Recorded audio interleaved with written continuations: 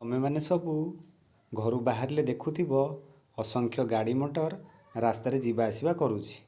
ଗାଁଠୁ ସହର ସବୁଠି 2 ଚକିଆ, 3 ଚକିଆ, 4 ଚକିଆ କିମ୍ବା ଟ୍ରକ୍ ବସ୍ ଯିବା ଆସିବାର ଦେଖୁଥିବ। ନିତିଦିନ ଖବରକାଗଜ ଟିଭିରେ ଦେଖୁଥିବ ସଡ଼କ ଦୁର୍ଘଟଣାରେ କିପରି ଜୀବନହାନି ହେଉଛି।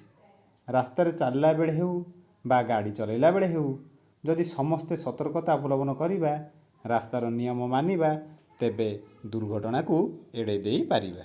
ପିଲାମାନେ, ତମେ କେଉଁଠି ନିଜେ ଯିବାକୁ ଚାହିଁଲେ କେମିତି ଯାଇଥାଅ? ଚାଲି ଚାଲି, ନହେଲେ ସାଇକେଲରେ, ନୁହେଁ କି? କାହିଁକି ନା ଆମ ଦେଶର ଆଇନ ତମମାନଙ୍କୁ ଇଞ୍ଜିନ ଚାଳିତ ଗାଡ଼ି ଚଲାଇବାର ଅଧିକାର ଦେଇନଥାଏ। ତେବେ କହିଲ, କେତେ ବର୍ଷ ବୟସ ହେଲେ ଚଲାଇ ପାରିବ? 18 ବର୍ଷ। ହଁ, 18 ବର୍ଷ ବୟସ ହେଲେ ତମେମାନେ ଇଞ୍ଜିନ ଚାଳିତ ଗାଡ଼ି ନିଜେ ଚଲାଇ ପାରିବ। ତମେମାନେ ହେଉଛ ଦେଶର ଭବିଷ୍ୟତ। ତମେମାନେ ଦେଶର ପ୍ରଚଳିତ ରାସ୍ତାର ନିୟମ ସବୁ ଜାଣିବା ଆବଶ୍ୟକ।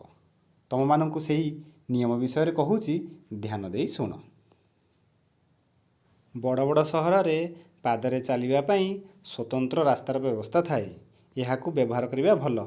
ଛକମାନଙ୍କରେ ରାସ୍ତା ପରିବର୍ତ୍ତନ କରିବା ପାଇଁ କିମ୍ବା ପାର ହେବାକୁ ଥିଲେ ସେଠାରେ ଥିବା ଜେବ୍ରା ପ୍ରାଣୀର ଦେହରେ ଥିବା ଧଳା ଦାଗ ଭଳି ଚିହ୍ନିତ ସ୍ଥାନକୁ ବ୍ୟବହାର କରିବା ଉଚିତ।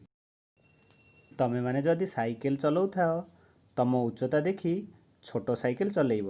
ଯେପରି ସିଟ୍ ଉପରେ ବସିଲେ 2 ଗୋଡ଼ ଆଙ୍ଗୁଠି ରାସ୍ତାକୁ ଛୁଇଁ ପାରୁଥିବ। କାହିଁକି ନା ଦରକାର ବେଳେ ସାଇକେଲକୁ ନିୟନ୍ତ୍ରଣ କରିପାରିବ।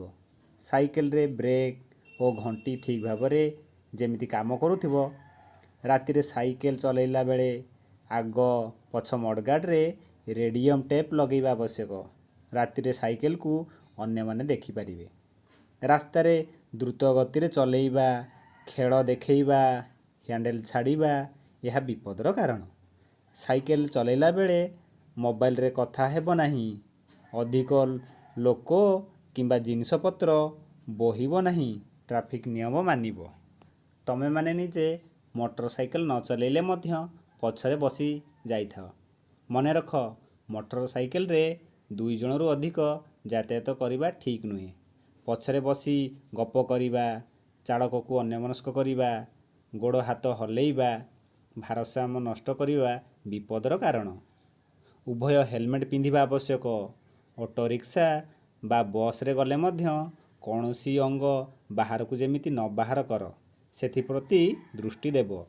ଦ୍ରୁତ ଗତିରେ ଗାଡ଼ି ଚଲାଇଲେ, ମୋବାଇଲରେ କଥା ହେଲେ ଦୁର୍ଘଟଣା ଘଟିବାର ଯଥେଷ୍ଟ ସମ୍ଭାବନା ଥାଏ। ରାସ୍ତାରେ ଗାଡ଼ି ଚଲାଇବା ପାଇଁ ଆମ ଦେଶରେ ସୁନ୍ଦର ନିୟମ ରହିଛି। ରାସ୍ତା ଉପରେ ଓ ପାର୍ଶ୍ୱରେ ଅନେକ ସଂକେତର ବ୍ୟବସ୍ଥା ରହିଛି। ଆସ, ସେଗୁଡ଼ିକ ଉପରେ ନଜର ପକାଇବା। ଏହି ସଂକେତଟି ହେଉଛି, ଆଗରେ ବିଦ୍ୟାଳୟ ଅଛି। ଏହି ସଂକେତରୁ ଆମେ ଜାଣିପାରିବା ଆଗକୁ ରାସ୍ତା ସଂକୀର୍ଣ୍ଣ ଅଛି।